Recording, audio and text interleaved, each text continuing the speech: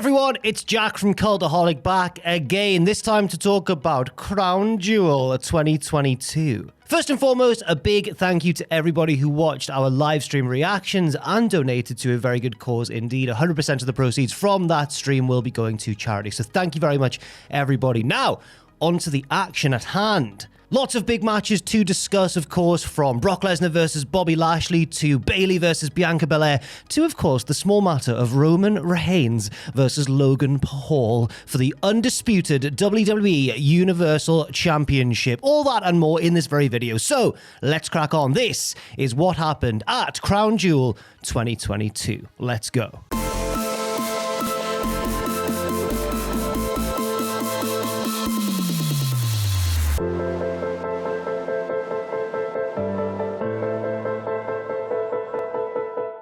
The first match is Bobby Lashley versus Brock Lesnar. Lashley jumps Brock before the bell while he's making his entrance around the ring and injures Brock's leg. He then hits 2 spears and Brock is reeling, then a third one through the barricade, then a fourth one back in the ring. 1, 2, Brock Lesnar kicks out. Bobby then applies the hurt lock, but it's reversed into several German suplexes from Brock Lesnar and a big F5, but it's only good enough for 2. Lashley gets back in control, runs Brock into the ring post on the outside, and then back in the ring, he applies the hurt lock. Now, this submission is locked in for quite a long time. Brock struggles and struggles. The ref asks if he wants to give up, and Brock goes, "Shut up!" Brock's fading, he's fading, but then he fights back and kicks off the turnbuckle like a massive Bret Hart, and then kind of lies on Bobby for the 3 count. Brock Lesnar wins in odd fashion for Brock. After the bell, it's Brock who's all exhausted and beaten up, while Bobby still looks really strong, even in defeat, I guess.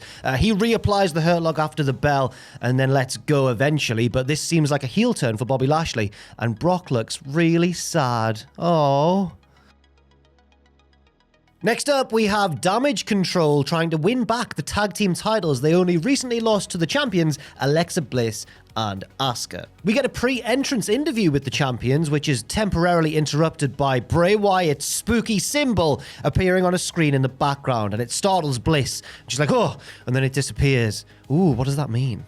The match begins and we get a series of roll-ups between Bliss and Dakota to start off with. And I thought at this point that Bliss was like healing it up a bit. Like she kept on a submission too long in the ropes when the ref had to count to 5 and she was slapping Io across the face. And I thought that was strange given the dynamic of the match. Also worth mentioning, right, I know that the women wear different attire in Saudi Arabia and everything, but the colors of their attire was absolutely doing my head in. Like this match was a Technicolor nightmare. Anyway, Asuka and Io get in the ring. They have a nice little exchange, which is cool. I'd love to see a singles match between those two. But the challengers take control and work Asuka's leg over. Finally, Bliss gets the hot tag. Asuka's really selling that leg a lot, but Bliss gets in and just batters everybody like a mini Goldberg. She's really looking strong in this match. We get a big Tower of Doom spot from Asuka, but it hurts Alexa as well, but not for too long, because then soon after she's back on top. A Twisted Bliss attempt is stopped by Io Sky, who gets on the apron and distracts her by just standing there. So that foils Twisted Bliss attempt number 1. Twisted Bliss attempt number 2 is foiled because the referee is distracted by Asuka and Io brawling,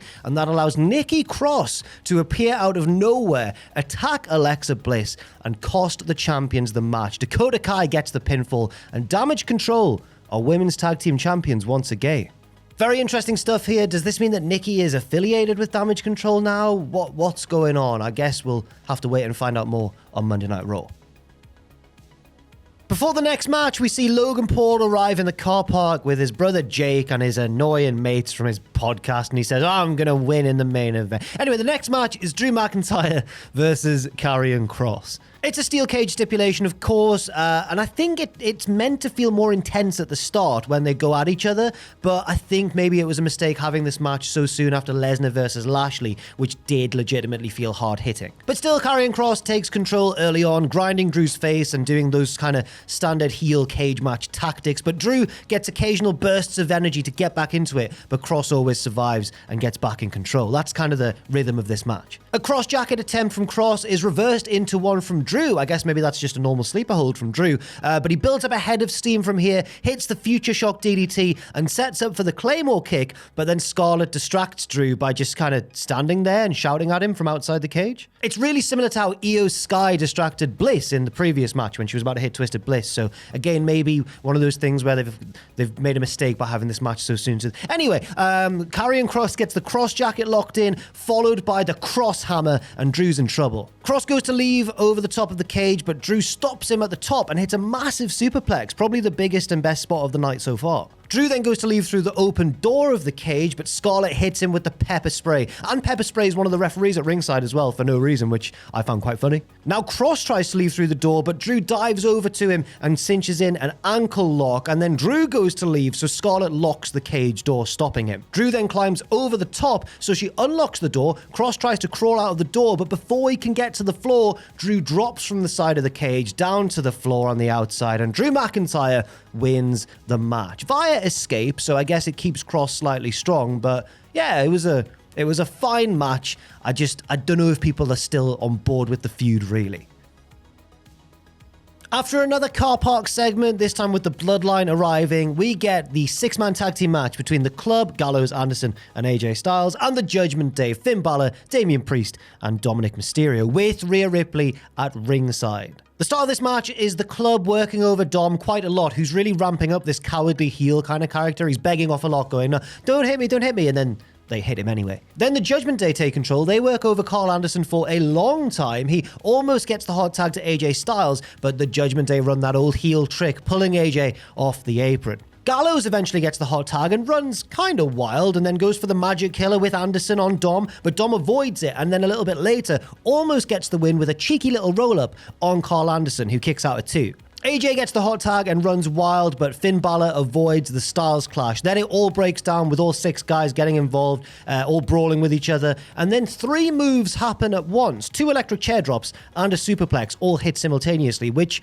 in theory sounds very basic, but actually, I guess, pops the crowd massively. Everyone goes wild for it, so I guess it worked. Rhea Ripley on the outside looks like she's never seen anything like it before. The Club are now firmly on top of the match. Styles sets up for the phenomenal forearm on Balor, but Rhea drags him off the apron while the ref's distracted by Dominic and slams AJ face first into the side of the ring. Michael Cole on commentary is furious about this, by the way, going, someone needs to kick her ass, which is setting up this storyline that's currently ongoing of the Club trying to find a women's wrestler who can be their equalizer against Rhea Ripley. But the Judgment Day win this one, with Finn Balor taking full advantage of Rhea's interference, hitting the coup de grace on AJ for the win. The bad guys steal one, and I'm furious.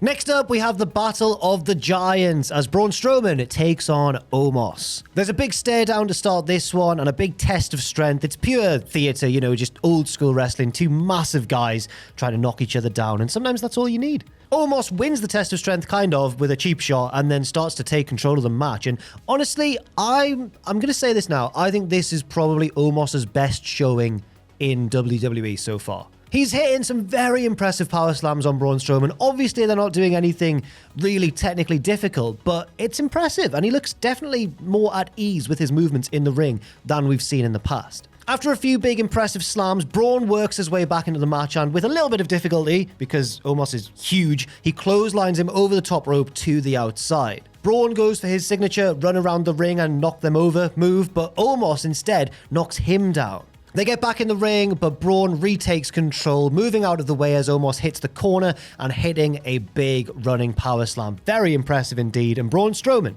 picks up the win. Next, we have the Usos defending their tag team titles against the Brawling Brutes, Ridge Holland and Butch. The Usos do that heel thing early on where they're like, no, we don't want to have this match, and they grab their belts and they go to leave, but Butch stops them with a flying knee off the apron. The Usos take control for most of the match because they're the heels, they're grinding their opponents down and everything, but Ridge the Fridge fights back with a big double slam, and also I think at one point he does Sheamus' signature 10 beats on the chest, so that's a nice little touch as well. Butch gets the hot tag and runs wild for a bit, but the Usos retake control. They hit their big double splash, but the pinfall is broken up just in time. We then get some nice near falls teasing what would be a very shocking title change from the babyface team, where with Ridge getting a very near fall on Jay, while Butch, is holding Jimmy back by his finger on the outside. Classic joint manipulation from Butch. He still loves that. The end of the match sees Jimmy get a blind tag to become the legal man, but Butch doesn't see it. He takes Jay up top, but Jay pulls him down into the waiting arms of Jimmy below for a monstrous Avalanche 1D. It's a very good finish to, I think, what is probably so far the best match on the show. Next, we have the last woman standing match for the Raw Women's Championship, with Bianca Belair defending against Bayley. Bianca is in control of the match early on, so Bayley goes outside and gets a chair, and she tries to hit Bianca, but she's just too damn evasive. They battle up the ramp, and Bayley plays possum excellently. Like, honestly, watching it, a few of us thought she was actually injured, right? And then she goes, no, just kidding, and attacks Bianca, who's not suspecting it. Excellent heel work from that devious Bayley. She also traps Bianca inside the ring steps with the top of a ladder over the lid of it, or like forming a lid of it. The screenshot will show you what I mean, and it's quite unique, but Bianca gets out before the count of 10. Bianca chases Bayley up the ramp with a kendo stick, but Bayley turns around and hits the belly to Bayley, but Bianca gets up before the count of 10. Bayley then traps Belair in a production case, but once again she gets out in time. A lot of very unique spots in this one that you've never really seen before in a last woman standing or a last man standing match, or at least I haven't anyway. It was cool. Bayley then goes and gets a golf cart, as you do, and drives it slowly towards Bianca, who easily gets out of the way in time. Then Bayley ends up on the roof of the golf cart, with Bianca driving it down the ramp and Bayley clinging on for dear life. Bayley then gets yanked off the top of the golf cart into a table, which unfortunately doesn't break. It looks like a nasty landing. They do the spot again, but slightly differently, with Bianca just powerbombing Bayley hard, clean through the middle of the table. That looked sore. Back in the ring, Bianca sets up for a 450 splash onto Bayley on a pile of chairs, but Bayley moves and Bianca crashes and burns. Bayley then batters Bianca with a steel chair, but Bianca turns the tables, trapping Bayley inside a ladder, which is then wedged under the bottom turnbuckle. She can't get out in time, and Bianca Belair retains the Raw Women's Championship. This wasn't the most brutal last woman standing match you're ever likely to see, but it did have a lot of unique spots and unique little moments in it. So I think that's definitely a positive. Next up, we get the advertised Bray Wyatt segment of the night. It's an in-ring promo, so let's break down what he said. Bray talks about coming from a prestigious wrestling family, but wanting to be greater than all of them. But in doing so, in pursuing this greatness, he made a monster out of himself. He says that this caused a lot of self-loathing and nobody else loves him either, but he doesn't want to be remembered as the monster that he once was. He wants to now be his true self. He wants to be Bray Wyatt. And he gets very impassioned and he's all like, my name is Bray Wyatt and all this sort of stuff. But then he's cut off on the Tron by Uncle Howdy. Uncle Howdy says, would people still love you if they knew the truth? And basically the gist of this is like, you'll give in to your evil urges. Maybe you should keep that mask on and hide your true intentions. And Bray looks really rattled by this. And it's generally, I think, just a continuation of what we've seen on SmackDown so far. So nothing groundbreaking, no leap ahead in the storyline, just reinforcing more of what we already know. And that leads us to the main event. Logan Paul taking on Roman Reigns for that undisputed WWE Universal Championship. Logan's entrance is quite something to behold. He comes down on a huge descending platform with his phone, filming himself. He's got a bottle of his prime water. He's having a great time. Roman gets his own long, ponderous entrance as well, and then they start off pretty slowly too. There's a lot of grappling, there's shoves in the chest. It's a slow burn, this one. You can tell they're going to go quite long. Logan gets a takedown on Roman early on with that amateur wrestling background, but Roman just springs straight back up and hits a big right hand to Logan's face. Roman does a lot of heelish stalling on the outside, but back in the ring, Logan starts to actually get the better of the champion, hitting, of all things, a buckshot lariat. He's like Hangman Page. He also goes for a phenomenal forearm. He's like AJ Styles, but Roman reverses that, or counters it, I should say, with just a big uppercut to the face.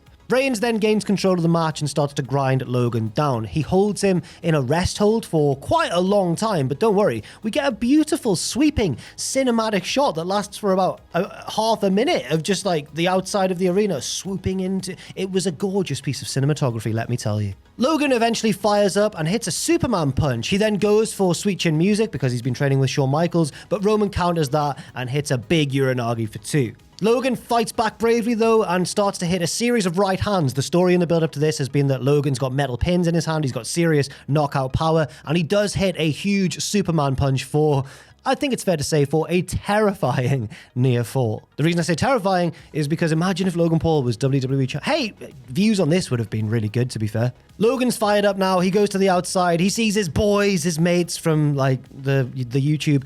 He has a swig of prime water. He gets a phone off one of them and hits a frog splash on Roman through the announce table while filming himself. Like, Logan's actually good.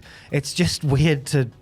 I still can't get my head around it. Now the Usos get involved. They come out to check on Roman, but they get into an argument with Logan's annoying mates in the front row. They drag them over the crowd barrier, drag them into the ring, and hit a pair of big super kicks on the lads. But now, with his own entrance, here comes Jake Paul. He gets in the ring, and frankly, you can tell he's not done the same training as Logan in the pro wrestling world. He hits a pair of odd-looking right hands. Obviously, he's a boxer now, and when we see boxers do worked punches, it often looks weird, and that was the case here. Jake takes out the Usos, and then Solo Sikoa makes his entrance. Solo and Jake get into it on the ramp, but referees and agents run out and break them apart. They stop a brawl from occurring. The Usos try to sneak up on Jake from behind, but Logan cuts them off with a massive dive from the inside of the ring all the way to the floor. Logan and Jake are like, yeah, we're doing it. We're beating up the bad guys. And then Logan gets back in the ring and Roman obviously has had time to recover. Superman punch, spear, 1, 2, 3. Roman Reigns wins. But hey, you know what? This was another impressive showing from Logan Paul. I kind of hate to say it, but it was good. After the match, it's very interesting actually. Roman sells the effects of this match like Logan's the biggest threat he's ever faced. I don't know whether I agree with that or not, but he's like nearly in tears on the ramp talking to Paul Heyman going like, I don't ever want to see him again. And he really seems like shaken by the effort and the heart demonstrated by Logan Paul. So I don't know if I agree with making Logan seem like such a big threat. I suppose they have to. He's a big star they've got on their hands, and yeah, I guess it makes sense. But as a wrestling fan, just feels a little bit phony. But hey, it was better than it had any right to be. So that's it. That was what happened at Crown Jewel 2022. Thank you very much for watching this video. Let me know your highs and lows of the event, your favorite match, your least favorite match in that comment section down below. And stay safe, stay positive out there, everybody. And I'll see you very soon.